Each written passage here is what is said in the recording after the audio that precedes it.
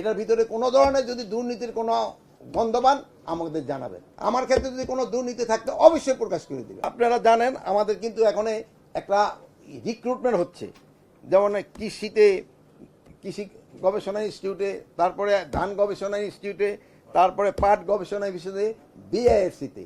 আপনার কাছে আমার একটা অনুরোধ, এটার ভিতরে কোনো ধরনের যদি দুর্নীতির কোনো গন্ধ পান আমাদের জানাবেন। কোনো ধরনের কোনো রকমের দুর্নীতির গন্ধ পেলে এই যে রিক্রুটমেন্টের ক্ষেত্রে আপনারা জানাবেন। আমরা যেমন দেখছেন ওই স্বরাষ্ট্র মন্ত্রণালয়, একটু ভাই আমার কথাটা শোনেন, স্বরাষ্ট্র মন্ত্রণালয় দেখতে পুলিশ, বিজিবি, আনসার, তারপরে ফায়ার ব্রিগেড, তারপরে কি কারা, কোনোটার রিক্রুটমেন্টের ক্ষেত্রে কিন্তু আপনারা মানে ওরকম কোনো গন্ধ পান নাই। এটার ক্ষেত্রে যদি কোথাও কোনো গন্ধ পান আপনারা অবশ্যই জানাবেন। যে দুর্নীতির সাথে যদি কেউ জড়িত হয় তাহলে কিন্তু ছাড় দেওয়া হবে না। আর শুধু এই রিক্রুটমেন্টে না, অন্য ক্ষেত্রে যদি কোনো দুর্নীতির গন্ধ পান আপনারা জানাবেন। একেবারে আমি বললাম দুর্নীতির ক্ষেত্রে আপনাকে একেবারে প্রচ্ছন্ন বা সত্যি ঘটনা বলবেন। অনেক সময় আছে অনেকে শত্রুতা বশত, যেমন হয়তো আপনি একজন পোস্টিংয়ের জন্য আসছেন, আমি ওই পোস্টিংটা করে দিই নাই, আপনি একটা রিপোর্ট করে দিলেন, এরকমও কিন্তু ভাই হয় আমাকে বাংলাদেশে। এই জিনিসটা যেন না হয়। আপনার ভিতরে এরকম একজন আছে, আমি তার নাম বলতে চাই না, সেও আসছিল, আমি তার ই করে দিল। আপনার নাম বলে দেবো? আমি নামটা বলতে চাই না, না না নামটা বলতে চাই না। আপনারা নিজেরা বাইরে আপনারা শোনেন, এত কথা দরকার নাই, আপনারা অনুসন্ধানী সাংবাদিকতা করেন, আপনারা বাইরে করে নেবেন।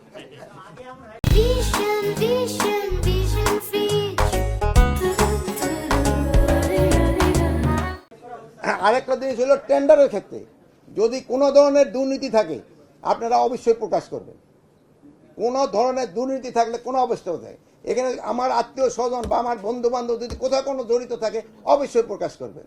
আমার ক্ষেত্রে যদি কোনো দুর্নীতি থাকতে অবশ্যই প্রকাশ করে দিবেন যে এইটার ক্ষেত্রে স্যার এইটা এখানে দুর্নীতি হয়েছে, এখানে আপনার মামাতো ভাই আসিল, এখানে আপনার ভাই আসিল, এখানে আপনার ছেলে আসিল, অবশ্যই প্রকাশ করবেন। তা না হলে এই দেশে কিন্তু দুর্নীতি কমবে না। আমাদের রন্ধে রন্ধে দুর্নীতি ঢুকে গেছে, আমরা সমাজ থেকে কিন্তু দুর্নীতি কমাইতে পারিনি, সত্যি কথা যেটা। এই আমরা চেষ্টা করে যাচ্ছি, এই তো অন্যায় তো সাহস করে বলতে পারে নাই। আমি তো আপনারা বললাম এই যে রিক্রুটমেন্টের ক্ষেত্রে যে দুর্নীতি হচ্ছে আমরা বন্ধ করতে পারি নাই। সড়কে চাঁদাবাজি বন্ধ করতে পারবে না, অনেকটা কমে আনতে পারছি, পুরাটা তো এই বাট আমরা চেষ্টা করে যাচ্ছি। এই ক্ষেত্রে আপনাকে সাহায্য সহযোগিতা দরকার। আপনারা যতটুকু ভাই আপনারা মাঝখানে থেকে কথা কইলে ভুলাতে যাবো, আপনি একটু আগে আগে কথা কই এলেন, আর এই যে ভাই একটু বয়স কম তো ওই ই রাখতে পারেন, এগুলো একটু চা চু খাওয়াইতে ভালো করে। আরে আমি তো আপনাদের অ্যালাউ করবো কথা বলার জন্য, আমার কথাগুলি শেষ করতে দেন। এই ধৈর্য নাই দেখে আমাদের কিন্তু একেবারে অধৈর্য হয়ে যায় কোনো কিছুতে। আর আমি আপনাকে একবার অনেক আগেই বলছি, আমার বয়স তো 73-74, আমি একবার একটা ওই ভুলে গেলে সে সময় আর পরেরটা মনে রাখতে পারি না।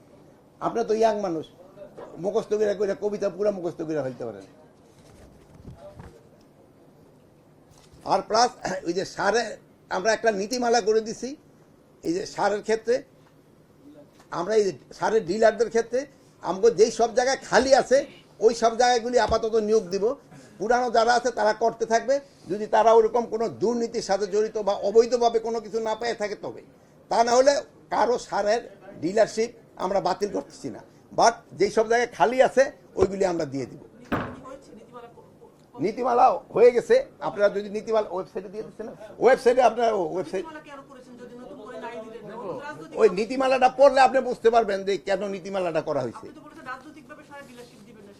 না এখন তো রাজনীতি ওইটার মধ্যে কোনো স্কোপই নেই রাজনৈতিক ভাবে দেওয়ার আওতায়, ওইটা হবে। ভাই শেষ করতে দেন, আপনি তো দুই বোন আছেন, দুই বোনের ঠেলাই দিই পাত্তা সেটা। আরেকটা আমাদের প্রজেক্টের ক্ষেত্রে বিভিন্ন জায়গায় বিভিন্ন প্রজেক্ট হচ্ছে, এইগুলির ক্ষেত্রে আপনারা একটু অবজার্ভ করবেন প্রজেক্টগুলি ঠিক মতো হচ্ছে কিনা।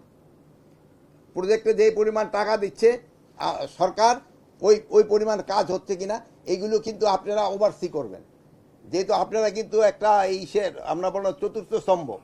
আপনারা এইগুলি যদি আমাকে জানান আমাদের জন্য সুবিধা হয়।